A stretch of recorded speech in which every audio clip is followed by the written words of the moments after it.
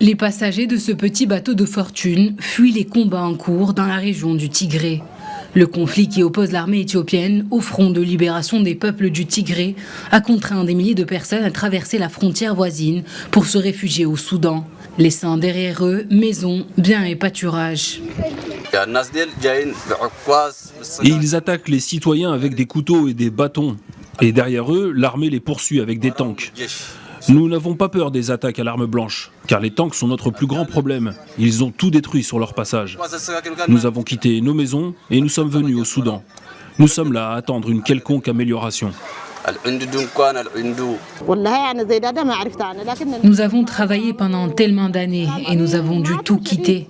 Nous n'avons que les habits que nous portons sur nous.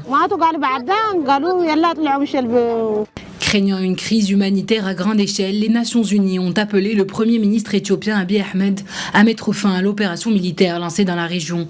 Le Haut-Commissariat aux réfugiés rapporte que depuis le 10 novembre, plus de 4000 personnes traversent la frontière soudanaise chaque jour.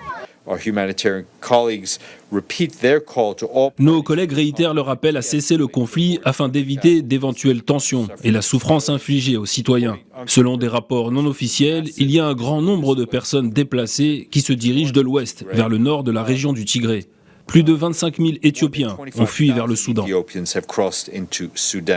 En plus de la crise sanitaire, le Bureau des Nations Unies pour la coordination des affaires humanitaires a déclaré que près de 100 000 réfugiés érythréens et un grand nombre de déplacés internes éthiopiens vivant au Tigré sont menacés par la violence.